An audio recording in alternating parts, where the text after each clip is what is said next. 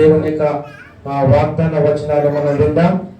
ద్వితీయోపదేశ కాండం 28వ అధ్యాయంలో 8వ వచనంలో ఒకరు చదువుగా మనం విందాం.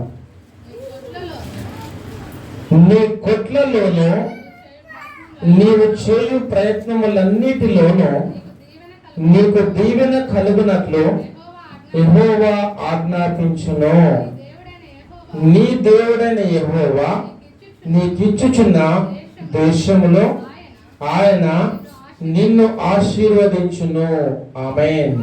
దేవుని యొక్క వాక్య భాగంలో చూసినట్లయితే దేవుడు తన ప్రజలను ఆశీర్వదించడానికి, దేవుడు తన ప్రజలను దీవించడం కొరకు దేవుడు కొన్ని ఆజ్ఞలను, కొన్ని కట్టడలను నియమించి ఉంచాడు. అదేవిధంగా మొదటి వచనంలో చూసినట్లయితే నీవు నీ దేవుడైన యెహోవా మాట శ్రద్ధగా విని నేడు నేను నీకు ఆజ్ఞాపించుచున్న ఆయన ఆజ్ఞలన్నిటిని అనుసరించి నడుచుకొనిన ఎడల నీ దేవుడైన యెహోవా భూమి మీద నున్న సమస్త జనముల కంటే నిన్ను హెచ్చించును. ఇక్కడ యెహోవా మాట శ్రద్ధగా విన్నప్పుడు, యెహోవా మాట శ్రద్ధగా విన్నప్పుడు దేవుడు దీవెనను, ఆశీర్వాదాన్ని అనుగ్రహిస్తాను అని మనందరితో మాట్లాడుతా ఉన్నాం.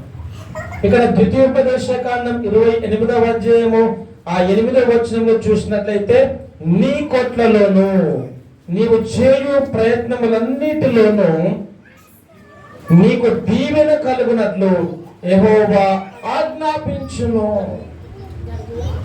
ఎంత శ్రేష్టమైన, ఎంత ఆశీర్వాదకరమైన మాట చూడండి. నీకు దీవెన కలుగునట్లుగా అంటా ఉన్నాడు.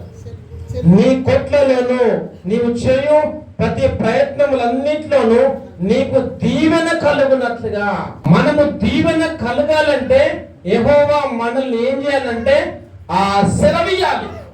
నీ కొట్లలోనూ నీవు చేయు ప్రయత్నములన్నిట్లోనూ నీకు దీవెన కలుగునట్లు యెహోవా ఆజ్ఞాపించును అని రాయబడినది. మనకు దీవెన రావాలన్నా, ఆశీర్వాదం రావాలన్నా, మన ఉన్నతమైన స్థితిలో ఉండాలన్నా దేవుడు ఆజ్ఞాపించాలి.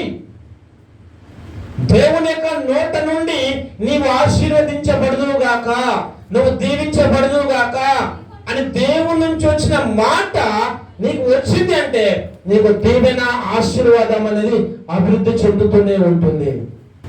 ఇక్కడ దీవెన కలుగునట్లుగా యెహోవా ఆజ్ఞాపించును, ఆజ్ఞాపించును, ఆజ్ఞాపించును అంటాడు. మనకు దీవెన కలగాలంటే దేవుడే ఆజ్ఞాపిస్తున్నట. ఎప్పుడు?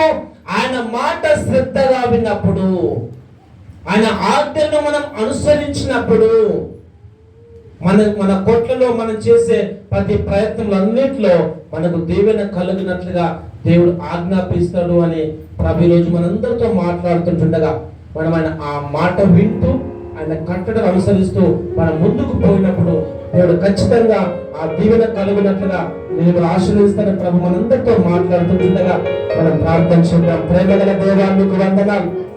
యెహోవా మాట శ్రద్ధగా విన్నప్పుడు తండ్రి ప్రభువా నీ కొట్లలోనూ నీవు చేయ ప్రయత్నం అన్నింటిలోనూ నీకు దీవెన కలిగిన యెహోవా ఆజ్ఞాపించుకున్నావు తండ్రి ప్రభా. దేవాన్ని దేశమును ఆశీర్వదిస్తానన్నావు తండ్రి మీకు వందనాలు. దేవానికి స్తోత్రం. మీ మాటలు విని మీ మాటల ప్రకారం నడుచుకుంటూ ముందుకు సాగుతుండగా మమ్మల్ని, మా కుటుంబాన్ని, మా సంఘమును, పరిచయమును దీవించుము, దీవెనకరంగా, ఆశీర్వాదకరంగా ఉంచుము. ఇచ్చిన మాటలు బట్టి స్తుతిస్తూ యేసు నామమున ప్రార్థిస్తున్నాము తండ్రి. ఆమేన్.